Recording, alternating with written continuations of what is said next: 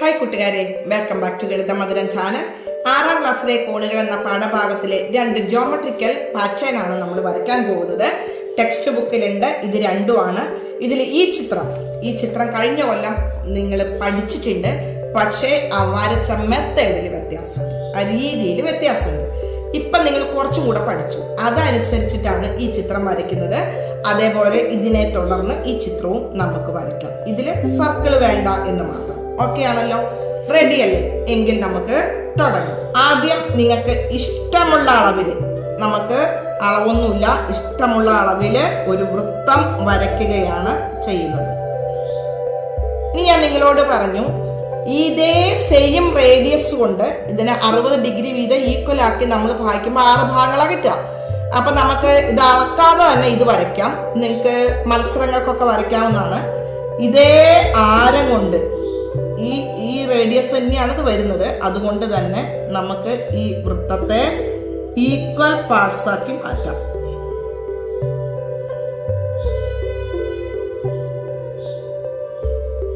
നിങ്ങള് ഇത് sketch pen കൊണ്ട് തന്നെയാണ് നിങ്ങൾ വരയ്ക്കേണ്ടത്, അല്ലെങ്കിൽ പെൻസിൽ കൊണ്ട് വരച്ചാലും മതി. സ്കെച്ച് പെന്ന് കൊണ്ട് തെറ്റാതെ വരയ്ക്കും എന്നുള്ളവർക്ക് മാത്രം നോക്കൂ, കറക്റ്റാണ് വന്നിരിക്കുന്നത്, വളരെ കറക്റ്റ്, കൃത്യമാണ്.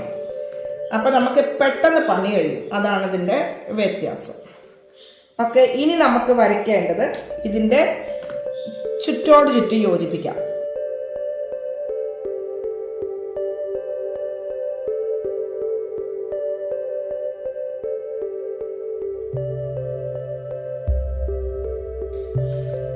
ഇപ്പൊ നമുക്ക് ഒരു സമഷഡ്ഭുജം കിട്ടിയിട്ടുണ്ട്. ഇനി നമ്മൾ എന്താ ചെയ്യേണ്ടത്? ഇതേ റേഡിയസിൽ തന്നെ ഓരോ മൂലയ്ക്ക് കറക്റ്റ് വെച്ചിട്ട് നമ്മൾ ഇങ്ങനെ അങ്ങോട്ട് വരയ്ക്കാം.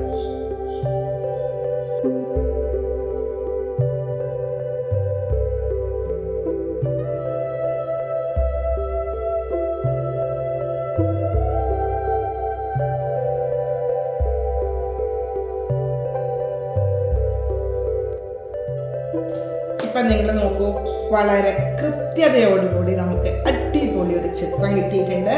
ഇനി നമുക്കിത് ക്രയോൺ ഉപയോഗിച്ച് കളർ കൊടുക്കാം.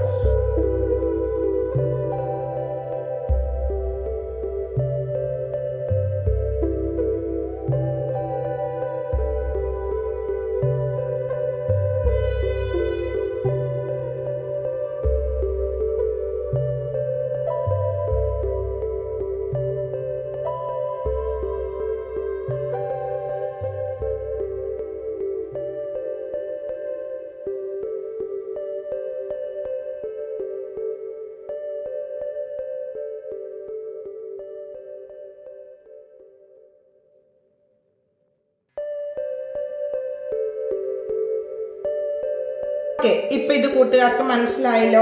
അടുത്ത ചിത്രത്തിൽ നമുക്ക് ഇങ്ങനെയുള്ള വരകൾ വേണ്ട എന്ന് മാത്രമേ ഉള്ളൂ, അതേപോലെ വൃത്തവും വേണ്ട. അപ്പൊ നമുക്ക് അടുത്ത ചിത്രവും കൂടെ നോക്കാം.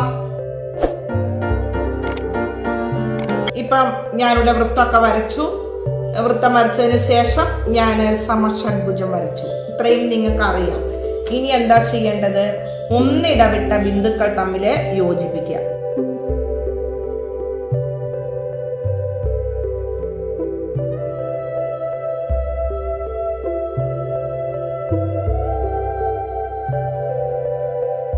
ഒന്നിടവിട്ട ബിന്ദുക്കൾ തമ്മിൽ യോജിപ്പിച്ചപ്പം 2 ത്രികോണങ്ങളുണ്ട് അല്ലെ?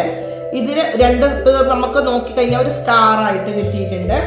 ഇനി നമുക്ക് ഈ സ്റ്റാറിന്റെ ഉള്ളിൽ ആദ്യം നമുക്ക് ഒരു യെല്ലോ കളർ അങ്ങോട്ട് കൊടുക്കാം. ഇതാ,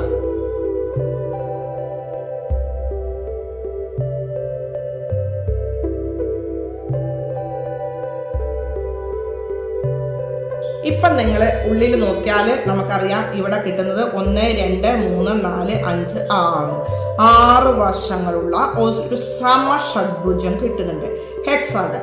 അത് തന്നെയാണ് നമുക്ക് പുറത്തും കിട്ടിയിരിക്കുന്നത്. ഉള്ളിലും ഒരു ചെറുത് കിട്ടുന്നുണ്ട്. അപ്പൊ ഈ ചെറുതിന് നമുക്കിവിടെ വേറൊരു കളർ കൊടുക്കാം.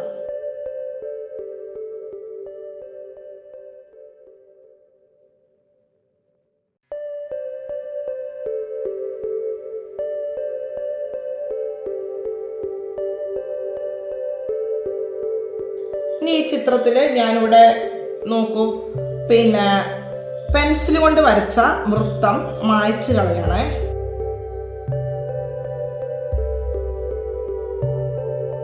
ഇപ്പൊ നമ്മള് ടെക്സ്റ്റ് ബുക്കിലുള്ള പേജ് നമ്പർ 16 2 ചിത്രങ്ങളാണ് വരച്ചിരിക്കുന്നത്. ഈ 2 ചിത്രങ്ങൾ നമ്മൾ വരച്ചിരിക്കുന്നത് ഈസി മെത്തേഡിലാണ്. നമ്മൾ പോണ് പോലും കറക്റ്റ് പ്രൊട്രാക്ട് വെച്ച് അളക്കണ്ട. നിങ്ങൾക്ക് ജോമെട്രിക്കൽ പാറ്റേൺ മത്സരത്തില് ചാർട്ട് പേപ്പറിൽ ഇതുപോലെ വലിയ അളവെടുത്ത് ഇതേപോലെയുള്ള പാറ്റേണുകൾ വരയ്ക്കാം. കൂടാതെ നമുക്കറിയാം ഇനി ഓണം ആഘോഷമൊക്കെ വരുന്നുണ്ട്, പൂക്കള മത്സരം വരുന്നുണ്ട്. അപ്പൊ ആ പൂക്കള മത്സരത്തിൽ ഇതുപോലെ നിങ്ങൾക്ക് ഇഷ്ടമുള്ള പാറ്റേണുകൾ ഡിസൈൻ ചെയ്യാം. ഒരു വലിയ ചിത്രത്തിൽ ധാരാളം പാറ്റേണുകൾ നമുക്ക് വരച്ചുണ്ടാക്കാം. അപ്പൊ അത് ഞാൻ നിങ്ങൾക്ക് വിട്ടു തന്നിരിക്കുന്നു. നിങ്ങളുടെ ഉചിതം പോലെ നിങ്ങൾക്ക് ഇഷ്ടമുള്ള പാറ്റേണുകൾ വരച്ച് ജോമെട്രിക്കൽ പാറ്റേൺ മത്സരം ഒരു ക്ലബിലെ പ്രവർത്തനമായിട്ട് വെക്കാം. അതേപോലെ തന്നെ നിങ്ങൾ എന്ത് ചെയ്യണം, നിങ്ങൾക്ക് ഇതുപോലെ നോട്ട്ബുക്കിലേക്ക് വരച്ച് കളർ ചെയ്ത് മനോഹരാക്കാം. മനസ്സിന് വല്ലാത്തൊരു സന്തോഷമായിരിക്കും. ജ്യാമിതീയ സൗന്ദര്യം നമുക്ക് ആസ്വദിക്കാൻ പറ്റും. അതേപോലെ തന്നെ കൃത്യത, സൂക്ഷ്മത ഇതെല്ലാം വളർത്താൻ പറ്റും. നമുക്ക് അടങ്ങി ഒതുങ്ങിയിരുന്ന് നല്ല സിസ്റ്റമാറ്റിക് ആയിട്ട് വരച്ചു കഴിയുമ്പോൾ നമ്മളിലൊരു അച്ചടക്കവും വളരും. അപ്പം നിങ്ങൾ ഇതുപോലെ ധാരാളം പാറ്റേണുകൾ വരയ്ക്കുക. ഓക്കെ, അടുത്ത പ്രവർത്തനങ്ങളുമായിട്ട് അടുത്ത വീഡിയോയിൽ കണ്ടുമുട്ടാം. Love you all, by.